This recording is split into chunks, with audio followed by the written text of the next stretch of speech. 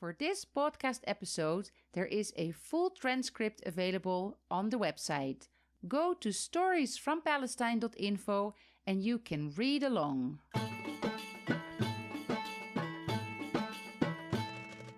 This is Stories from Palestine podcast. My name is Crystal and I am your host. And for people who haven't heard the first episode of the trilogy yet, I would like to refer you back to episode 5. This is episode 7, but it is the second part of a trilogy that takes you from Jerusalem to Jaffa. We are on a virtual bus tour. Just imagine that you are with me on the coach and we are driving from Jerusalem to Jaffa and I'm explaining you what we see on the way. And if this is the first time that you tune in to Stories from Palestine podcast, I'm married to a Palestinian, but I'm originally Dutch, and I'm currently studying the tour guide program at the Bethlehem Bible College. I'm learning so much about the history and cultural heritage of Palestine that I decided to share that information on a podcast as long as tourism is still down due to the corona pandemic. In the first episode of the trilogy, we went from Jerusalem to the Latroun area. Remember, the Latroun was named after the Crusader fortress Le Torrent des Chevaliers. And for those of you who want to have some extra information that I did not mention in that podcast episode, you can still go to my Ko-fi page. That is the platform where I can receive donations and where I weekly post something unique, content that I did not share on the podcast or that is not available on any of the other social media that goes with the podcast. And there you can learn something about the Taggart fortresses. It's a 4-minute video with extra content. And now sit back and relax and enjoy the ride.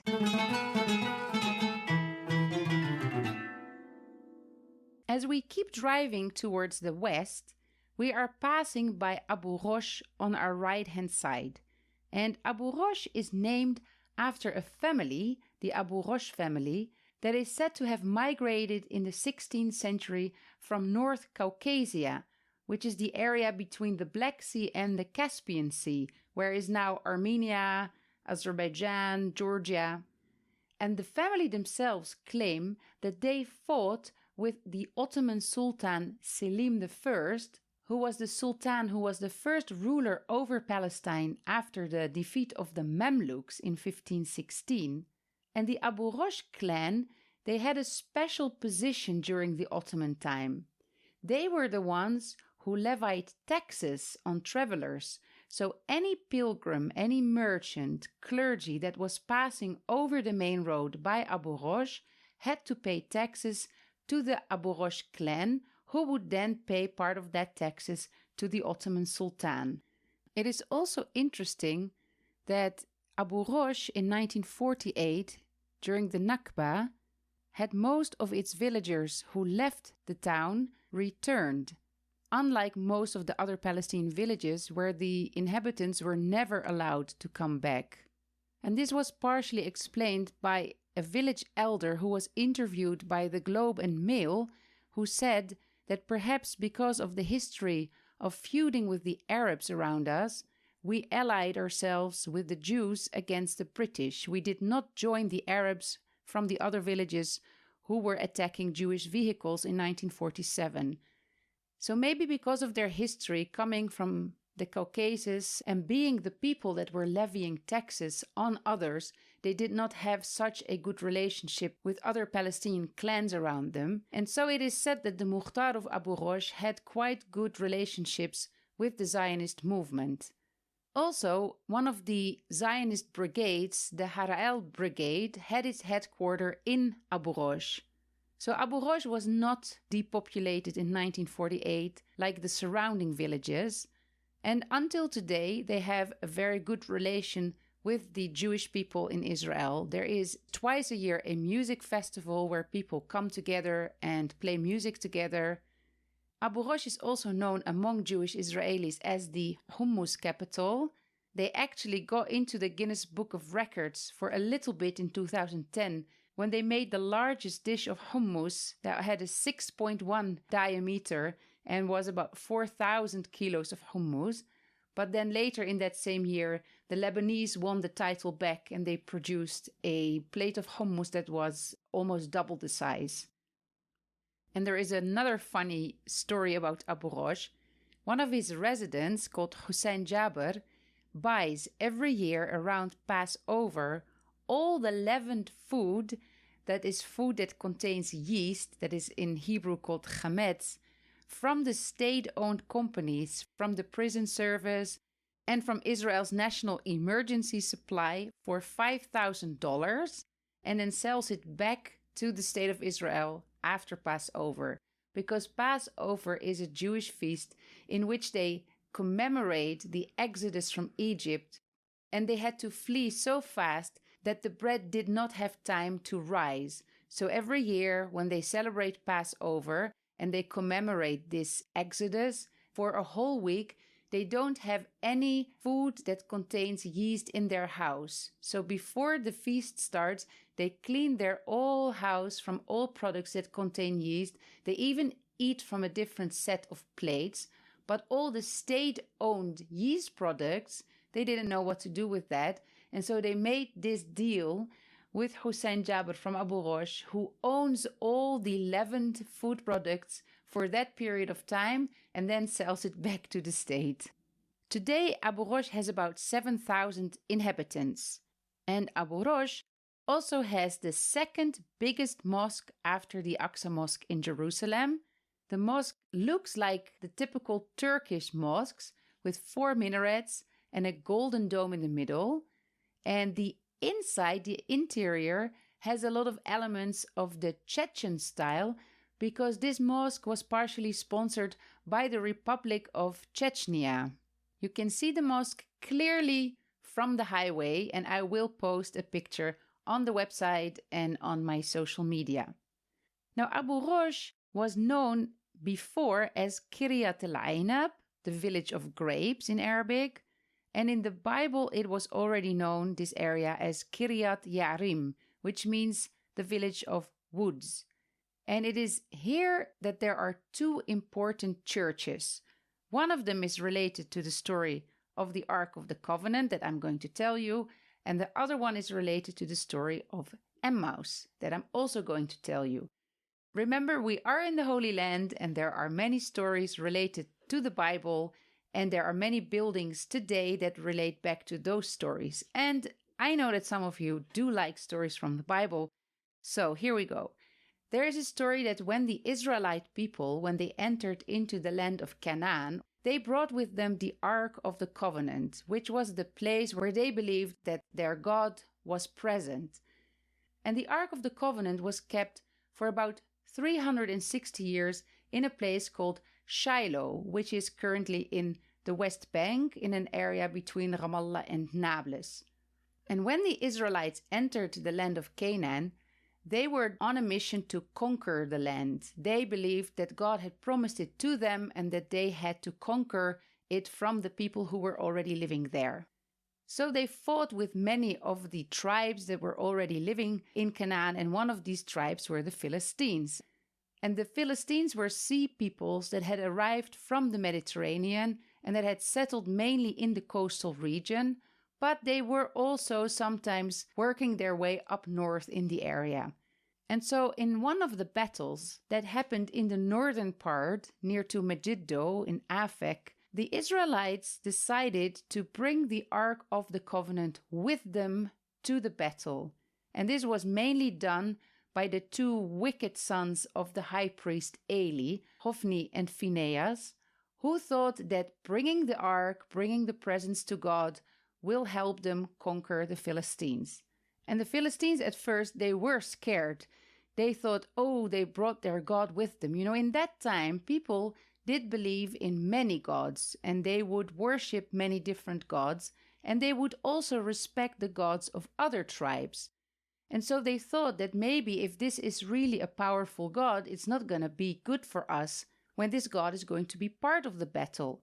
So basically the Philistines, they did extra their best and they won the battle and they captured the Ark of the Covenant. And they brought it with them back down to the south, towards the area where is now the Gaza Strip, because that's where they had their main cities. and their main god was called Dagon. And they brought the Ark of the Covenant to the temple of Dagon and they placed it there. But the next morning, when they came to the temple, they found the statue of Dagon fell down, face flat on the floor, his hands broke, and they were surprised and a little bit scared, because that must have been the power of the God of the Israelites. Then they moved the Ark of the Covenant to another city called Ekron, and in that city they also placed it in the temple. And the same thing happened, but not only that, also the people started to get sick, they started to be inflicted with the pestilence, and they decided that they have to get rid of this Ark of the Covenant. So they looked for a cow that had never been yoked before, and this female cow had just given birth. So what they did is that they placed the Ark of the Covenant on a chariot that they tied to the cow, and they let her run. And they thought she's probably going to look for her calves, but then she didn't, and she ran away. And then they knew that their God is so strong, he wants the Ark to return to them. And the cow kept running and running, and the cow ended up in the area where is now Abu Rosh. And so later in the Byzantine time, when Palestine became under the Christian rule, the emperors, the Roman emperors, started to become Christian and Christianity became the state religion, let's say, a lot of churches were built. Many places in Palestine you will find ruins of Byzantine churches. Most of these churches did not survive because in 614 the Persians attacked, and the Persians, they destroyed almost every church and every monastery except for the Church of the Nativity in Bethlehem. But most churches were destroyed, and only the ruins and often the mosaics of these churches, they still remain. And they were kept because in later time the Crusaders built their Crusader churches over the ruins of these Byzantine churches. So many times when you read history in Palestine, it is that there was a Byzantine church, and then there was a Crusader church, and then the Crusader church was destroyed, and then in the 19th, 20th century, new churches have been erected or the church has been renovated. The same here. The Byzantines built a church where they said that the family who took care of the Ark of the Covenant, which was the family of Abinadab and his son Eleazar, who was the one who was consecrated to look after the Ark when it stayed in Kiryat Yarim, where it actually stayed for about 20 years, according to the Bible, until King David finally brought it to Jerusalem, and then his son Solomon built the temple in Jerusalem. That is the story. So today, if you go and visit Abu Rosh, you can still see a church. The church that you see today is built over the ruins of the Byzantine church. The mosaics of the church can still be found in this church that was built in 1924. And it is now run by the nuns of St. Joseph, and it is now called the Lady of the Ark of the Covenant, with a beautiful statue with Mother Mary and baby Jesus on the facade. The other church that you can find in Abu Rosh is a church that originates in the Crusader period, even though it was also built over a Byzantine church ruin. And actually underneath that ruin, there is another remain of the Roman time, which is a cistern that was dug by one of the detachments of the 10th Roman Legion that was stationed here. So let's start there. What happened was that there was a revolt by the Jewish people in Jerusalem, and it was very hard for the emperor to fight it. It was called the Barcochba Revolt, and it started, as happened before with Jewish revolts, against the Romans, against the high taxes that they had to pay, and against the way that the Romans were treating the Jewish people at the time. And the revolters were very well organized, so the Romans were having a hard time to fight them, and so they brought in several legions, and a legion could be up to 6,000 soldiers, and the 10th Roman Legion was stationed partially here in Abu Rosh. And the soldiers of the 10th Legion dug a cistern to collect rainwater, and in the cistern that still exists underneath the church, they actually found a stone with an inscription saying that the 10th Roman legion made the cistern. So on top of this cistern, in later times, the Byzantines built a church, and then the Crusaders replaced that church with the Crusader church. And why is there another church? Yes, that is another story from the Bible, and it is this time from the New Testament. And this is the story in which Jesus, after he died and resurrected, according to the Bible, he went on his way from Jerusalem to the west, towards a village called Emmaus, as it's written in the Bible. And on his way, he saw two people. It's not sure who they were, if they were disciples. We know that one of them was named Cleophas, plus another person, could even have been his wife. And Jesus overheard them talking, and they were actually talking about what they had just witnessed in Jerusalem, the crucifixion of Jesus. And they didn't recognize him. So he said, "What are you talking about?" And they said, "Who are you? Are you a stranger that you don't know what has just happened in Jerusalem? The Jewish rabbis, the Jewish leaders, they have killed Jesus of Nazareth. And according to some of his disciples, his tomb was found empty. And we don't know what happened to his body, and we don't know what is the story." And Jesus walks along with them for quite a long time, and they just don't recognize him. And he even starts telling them about himself and what the prophecies said from the Old Testament about the Messiah who was going to come and who would suffer for the redemption of the people. But they still didn't catch that it was him. And as they arrived to their village, to Emmaus, they asked him to stay with them for food, for lunch. You know, the people in this region are very hospitable. And he accepted their invitation. They went into the house. And then when they sat down, he did something that he always used to do, which was breaking the bread and blessing it and handing it out to the other people. And only then did these people realize that this was Jesus. And so, according to the story, they went back to Jerusalem to tell people about the fact that they saw Jesus, and Jesus then disappeared and later showed up in other parts of the country. Now, there are 4 locations that have been indicated by Christians over different periods of time for being the village of Emmaus. And I am going to talk about one of them in another episode, because a Palestinian village called Imwas that was depopulated not in 1948 but in 1967 actually, is about another 20 kilometers more to the west. And that Emmaus actually had the name Emmaus Nicopolis already in the Byzantine time, and was indicated by the people in the 4th, 5th century as the place where this story had occurred. Later, when the Crusaders came, they also built a church there in Emmaus, but they maybe thought it was more convenient for them on this important trade route to Jerusalem, where lots of pilgrims could easily pass by, and where in Kiryat Ye'arim, or in Kiryat el-Ainab, or now Abu Rosh, there was already a Khan. I don't know if you're familiar with the term Khan, but it was especially in the Mamluk time and later in the Ottoman times that these type of caravanserai, this kind of hospice where traders and pilgrims could stay, they were built on regular intervals, because the animals that used to carry the goods and that used to carry the people, they needed to have water and food at regular times, and also the people needed to have safe places where to stay. So there was a Khan here in this area, what is now Abu Rosh, and so that was handy and comfortable for the Crusaders. And so most probably they kind of moved the location and veneration of this story of Emmaus to Abu Rosh.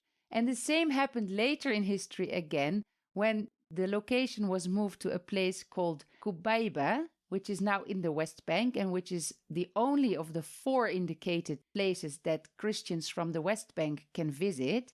And the 4th one is at a town called Kalunya, which is even closer to Jerusalem. I may tell a little bit more about this in another episode, because it's quite interesting how the Bible story relates to the reality. But let's keep it at this for now. A church was built by the Crusaders to commemorate this story, and the Mamluks, when they came later, they were Muslims, They didn't completely respect the church. They first turned it into a mosque. It seems they were distracted by the many frescoes that the Crusaders painted on the walls of all the holy saints and characters from the Bible stories. So they have actually erased most of their faces, and until today, when you visit the church, you can see the frescoes, but you can see that they have been damaged. Later, the Mamluks built a mosque, and then they started using the church as a stable for the horses. And so it was in a quite bad shape and situation until the French bought it in the 19th century and they renovated the church, and now it is French property. And now it is run by the Benedictine order, which is quite a strict religious order. It has a church and a monastery. The church is called the Church of the Resurrection and is visited by many Christian pilgrims, especially because it is one of the most well-preserved Crusader churches in the Holy Land.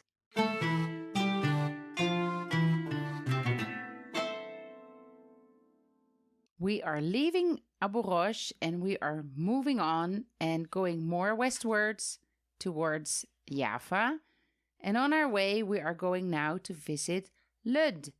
And I think that some people who have visited before may know that the airport, which is called now the Ben Gurion Airport, was actually called the airport of Lud. The area of Lud has a very long history. Today there are excavations at Tel Lud that date back to the Epi-Paleolithic time. Now, when you study tour guide program at the Bethlehem Bible College, you have to know all these old times and ages and eras. So Epi-Paleolithic time, that would be 16,000 to 8,000 before Christ. Imagine. And people in that time have settled on the banks of the Ayalon stream because obviously everybody would settle close to a water source. And Lud was continuously inhabited since then, from the Stone Age into the Copper Age, the Bronze period, until the Iron Age. And then it was destroyed. It was destroyed either before or by the Israelites. And then one of the tribes of the Israelites settled here.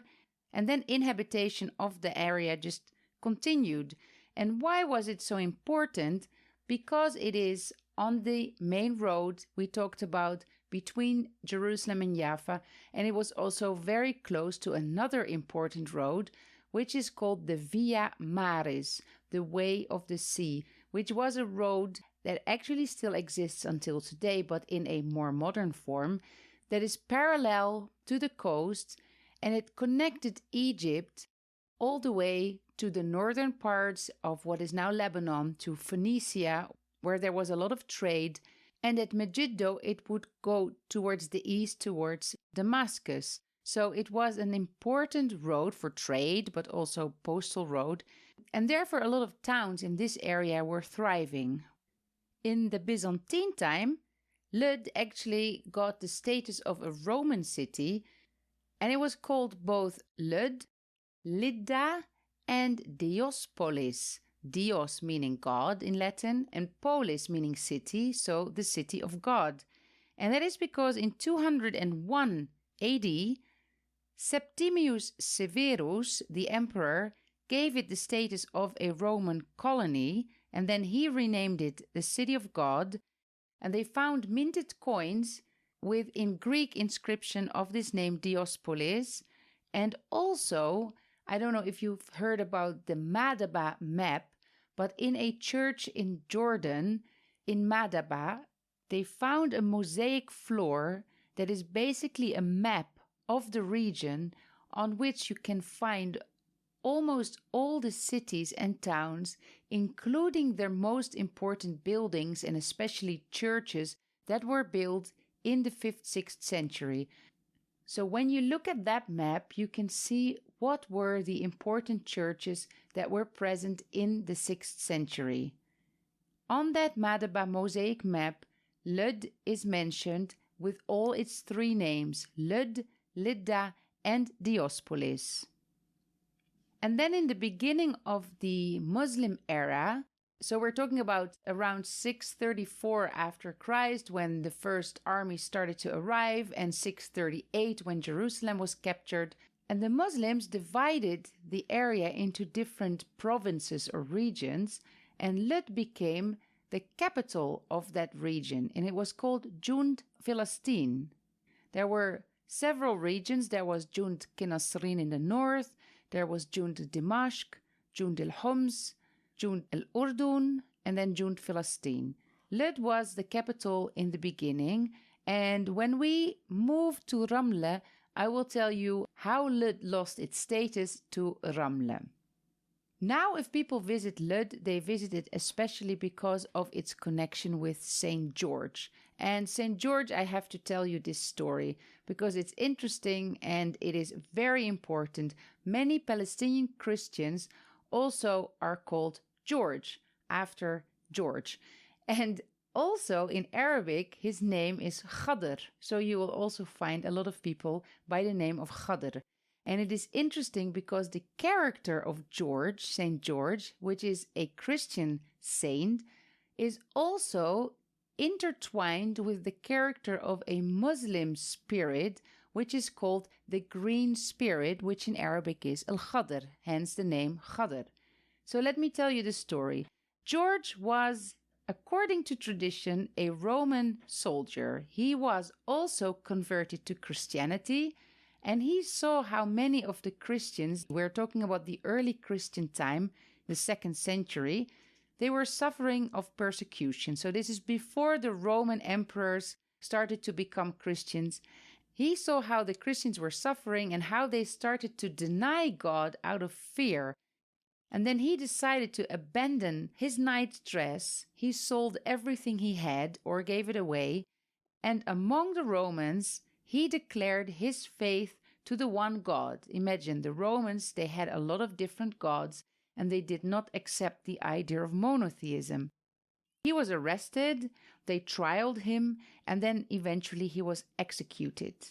But there was a legend around the figure of George that made him eventually into a saint. And this story probably over time became more and more exciting. But the story goes that he was traveling, and originally the setting of the story was in Cappadocia, but it later transferred to Libya. And the story is that he came to a village where they had been suffering from a lake monster who demanded a daily sacrifice. And originally the people of the village had been sacrificing sheep, but when they ran out of sheep, the whole village was empty of sheep. They had all been sacrificed. They started to sacrifice young ladies. And then the day came that the daughter of the king, the princess, had to be sacrificed. And they left her by the lake to be devoured by that monster. And in that moment, George came and he saw what was going on. And he asked her, "Give me your belt or your chain." And as the monster came, he managed to chain him. And they dragged him into the city where they killed him. And that's why you always see St. George depicted, usually on a horse, with a big spear in his hand, and he is killing the dragon by his feet. Now, St. George became known as the saint that helps people in need, that cures the sick, that always shows up whenever you are requiring his comfort or his help. And interestingly enough, in Islam, there is a spirit called Al-Khadr that is also known to roam the earth and to show up where people are in need and they need cure and they need support. So what is interesting is that near Bethlehem, there is a town called Al-Khadr. And it is said that St. George stayed in Al-Khadr for a while. And in my imagination, I imagine that the people of the village, who were a mixed population, they had Muslim women, imagine older women, who believed in Al-Khadr. And when they saw George and his behavior and how he was supportive to the people and maybe helpful and curing people, they said, "Look, he is just like Al-Khadr. Maybe he is an incarnation of Al-Khadr, the green spirit." And so these two characters, St. George and Al-Ghadr soon became one character in the Palestinian narrative. So now we have Palestinian Muslims and Christians who both venerate Al-Ghadr. And it is said that St. George, his mom, came from Alud, and that after he died, his bones were buried there. So there is a church for St. George, and right next to it there is a mosque. The mosque is named after Omar, who was the first Muslim leader to capture Palestine, but they both venerate the same character, St. George or Al-Ghadr. Until 1948, Lud was a Palestinian town, but in 1948, the majority of its population was expelled and ethnically cleansed, just as the population of more than 500 other Palestinian towns. And right now, the city has an Arab population of about 30%, and the rest are Jewish immigrants. As said, Lud lost its importance when Ramle was built. And Ramle is almost like a twin city to Lud. It is very close to it, but it is a very interesting history. So we will continue to Ramle, and that is the last city of this episode. And then next episode, the last one of the trilogy, will be all about Jaffa.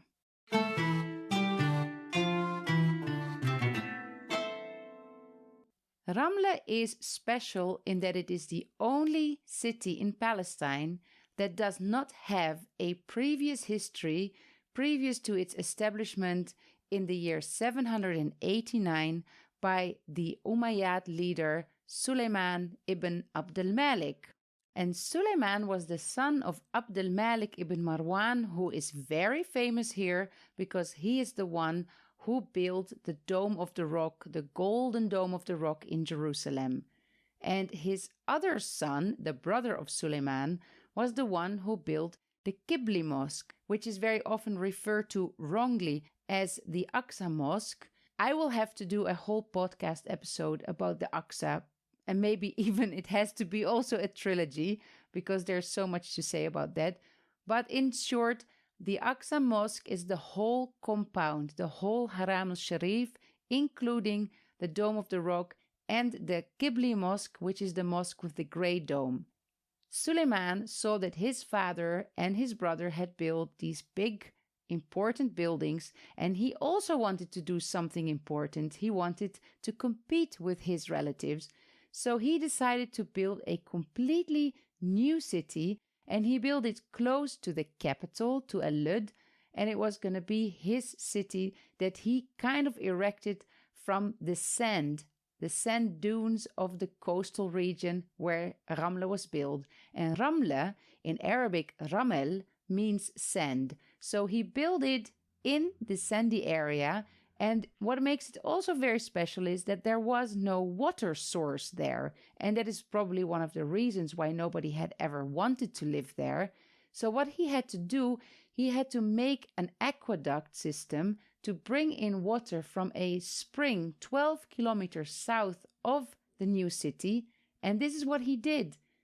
And until today, you can visit what is called the Arches Pool, which is a reservoir, underground reservoir of about 400 square meters, in which the water that came from the spring and the rainwater that was stored here was kept safe for the people of Ramle. And what makes it especially special is that the underground reservoir has vaulted arches.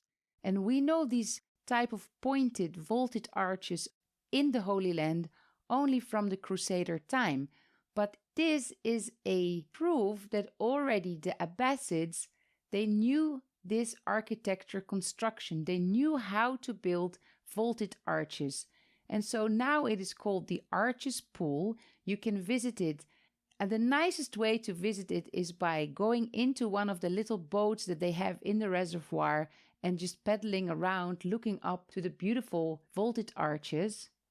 And there is an inscription on one of the stones in Kufic, which is the oldest Arabic calligraphy that they found, which is coming from the area where Iraq is now, from a city called Kufa, that the pool in this style was made during the Abbasid period, during the reign of the Caliph Harun al-Rashid. And it is special because the Abbasids in the 8th century, they did not leave a lot of buildings and traces in Palestine. They were mainly focused on Iraq. They were not that much focused on building projects in Palestine. And also there were many earthquakes in the region. So we also have to keep in mind that a lot of buildings have been damaged and destroyed by earthquakes, especially also in the area that we are visiting right now in our virtual tour. And then, of course, when I speak about Ramla, I have to speak about the White Mosque.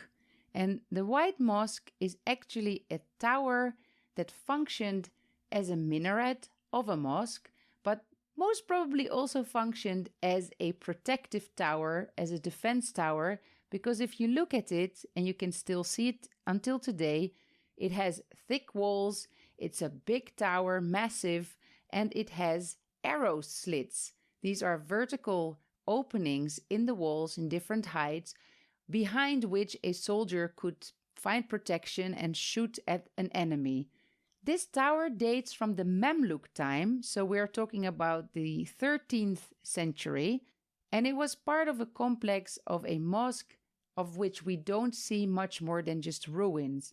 But on this location, there have been mosques since the very beginning of the Islamic period in Palestine. So the Umayyads in the 8th century built a mosque there, and then later the Abbasids renewed the mosque. We know that Salah ad-Din, who defeated the Crusaders in 1187, he also did a renovation to the mosque. And then during the Mamluk time, there have been several Mamluk sultans who built and added to the mosque. The mosque itself was heavily damaged during an earthquake, but we still see the tower. And the tower is now on the tentative list for UNESCO World Heritage. Ironically enough, it is put on that list by the State of Israel.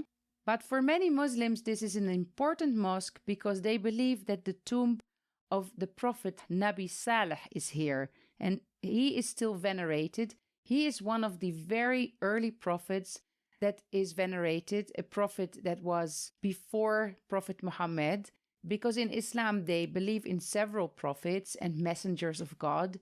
Saleh was one of these important prophets. And I want to finish this episode with a funny legend I read somewhere about the people of El-Lud, who were a bit jealous about Ramla having this beautiful tower as the minaret of their mosque. And they said to one of their sheikhs in their own town, "Look, they have this beautiful tower. We want to have a tower like them." And the sheikh thought, "I'm going to teach them a lesson." And he said, "You know what? I have a special rope. I'm going to give it to you. And tonight you're going to tie the rope around the tower. And with as many men as you can find, you're going to pull that tower from a Ramla to a Lud." And so in the night, they tied the rope around the tower and they started pulling and pulling. And they felt that they were moving. They were actually moving the tower. And in the morning, as the sun started rising and they were reaching to a Lud, they called out to the people, "Look, we have moved the tower. Look, we brought the minaret from a Ramla to a Lud." And the people were looking at them and saying, "What are you talking about?" And so they looked back over their shoulder, and then they realized that the rope that the sheikh had given them was actually a rubber band.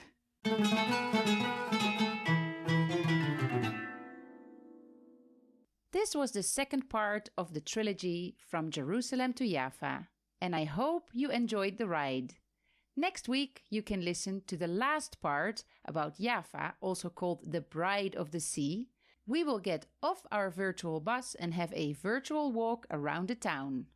I would like to remind you that I have a Ko-fi page where I can receive donations. The podcast is currently my only way to generate some income, so I'm very grateful for everyone who buys me a coffee or a falafel sandwich on the Ko-fi page. And to lure you into visiting the Ko-fi page and maybe even become a follower, I decided to post unique content for every podcast episode only on Ko-fi. And for this episode, I have collected some photos of Abu Rosh and Ramla and Lud that you won't find on the website, the Facebook, or the Instagram. So go quickly to ko-fi.com/stories from Palestine. You can find the link in the show notes of the podcast or at the bottom of the transcript on the website. And there you can see the photos, even without doing a donation. But maybe once you visited the Ko-fi page, you will become a follower and one of my top fans. If you enjoy listening, please help the podcast to grow by recommending it to others. That is super helpful. And you can leave me a review on Instagram, on Facebook, on the YouTube channel, on Podchaser, which is one of the podcast players, and on Apple Podcast, you can also leave reviews. You can find the links to my social media accounts also in the show notes. And if you click on the link in the show notes, then you can also subscribe to the weekly mailing list. Then you get a weekly reminder of the podcast. And in the future, when the world opens up again for traveling, I'm also going to be sharing with you programs in Palestine that you can sign up for if this podcast makes you feel that you want to visit and travel in Palestine. And that's it for now. Thank you for listening, and I hope you will tune in again next week.